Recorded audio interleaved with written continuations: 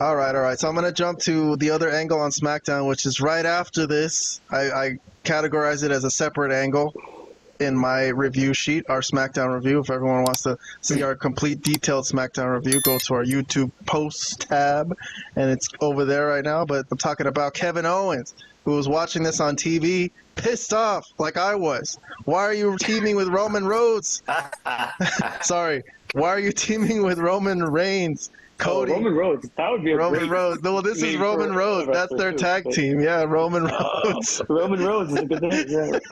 Yeah. Anyways, so Byron Saxton is there because obviously they got to get a word from KO. Like, dude, after all this time, you've helped Cody beat Roman, and now they're cool, huh? So we got to hear your comments. And KO didn't really want to say anything. He was like, wait till I get out of the ring and I'll say it. And then once he started talking, he got interrupted by the Bloodline with no Solo. So Tama Tonga got mic time, which I'm kind of tempted to play his promo, but I'll skip it. Oh, please, God.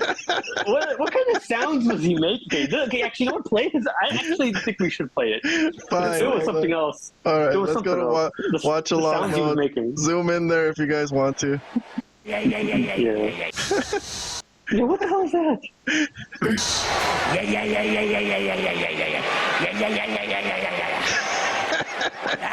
Oh, man. No wonder they never let this guy speak. Well, apparently, he's the second best speaker on this group because with Solo out, they had to give him the mic. So, he was making great faces, though. His facial expressions are tremendous. I'll give him that. But he did take the microphone, and Kevin Owens said that's the last time we ever need to hear you speak. Yeah, this is the one time I completely agreed with him.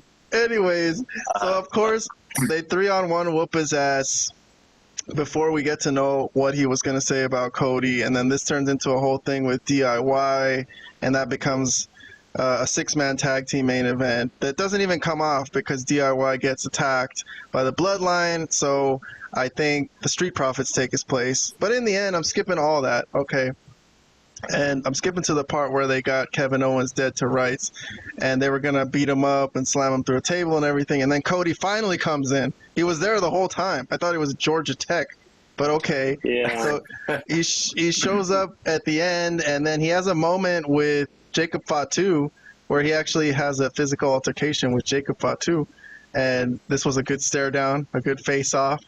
And what happens? I think Jacob kicks him with the steel chair.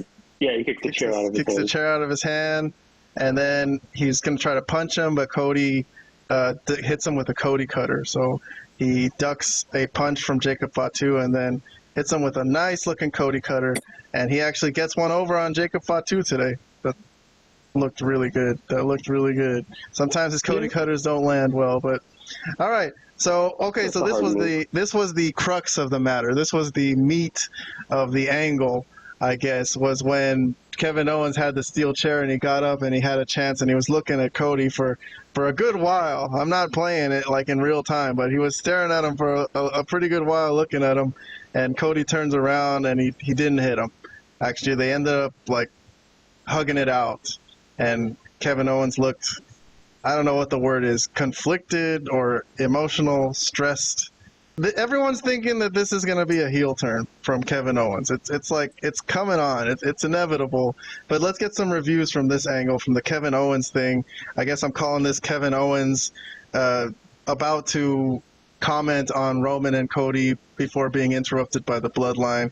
That whole thing. So on our rating system, Vlad gave this another half thumbs up, and OrangeCassidy half thumbs up. So, and then I gave it a thumbs up, and Robert gave it a thumbs up. So I liked it. I liked the whole tease at the end when I wasn't sure. Well, I didn't think he would hit Cody, but I still think it was cool the way they did it, and the camera angle and all that stuff. So let's get some comments from Robert. So Robert liked it. Anything you want to say? Yeah, I'll start off with the Tama Tonga promo first. Okay, no, this is a true story, and this is kind of funny. I remember seeing some of his promos when he was still in New Japan as part of the Bullet Club, And he was not bad. He was actually decent with promos. So when he finally joined WWE, I was like, when are they ever gonna let him do promos? That's actually a question that was in my head. I never said it to you guys, but in my head I was like, wait till you hear Tama Tonga talk. He could actually talk. Like why don't they just give him a microphone at some point? Well, they finally did, and like, oh my goodness, really? Well, he didn't really say much. All he said was, "We're here to kick your ass," because Solo told us to. I never heard him make those noises before, so I have no idea what that was about.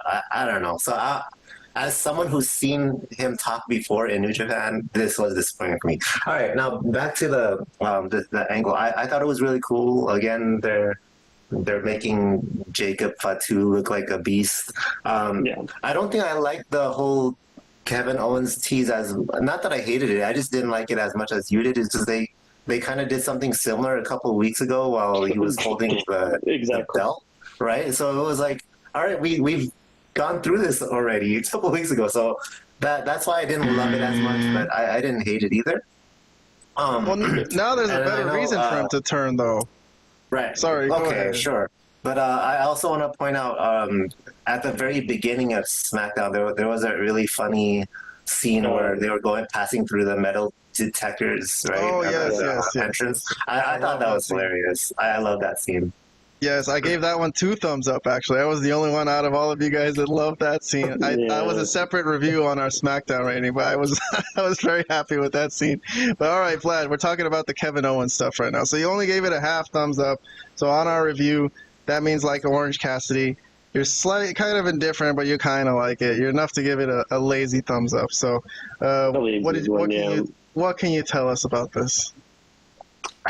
What can I tell you about this that has? Yeah, anything you want to talk about? Tama Tonga, Kevin Owens. Oh yeah, well, okay, I mean, is he going to turn heel? Are you kind of excited for a heel turn? I think it would be better than him being a face. Honestly, probably. He's probably better as a heel.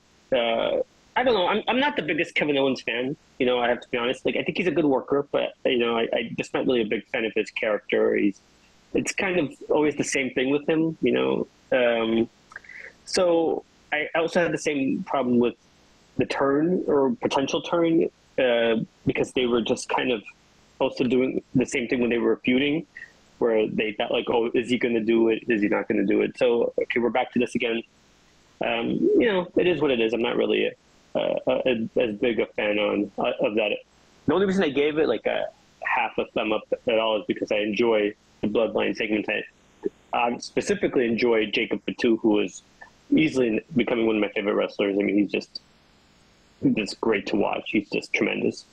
And I enjoyed them just beating down people. So that's the reason I really gave it a half of them up. The whole thing with Owens, I'm indifferent about. And Cody coming in at the last second was also kind of weird because, like, where have you been, bro? Like, if you were there, why didn't you come out when they were getting their asses kicked from the beginning? That also didn't really make sense, If you weren't there, they should have explained it like he's not there, and he flew in at the last second, but they didn't say anything like that. They just played his music and out he came, Kind of AEW-ish, not good. And when I compare it to AEW, it's not a good thing.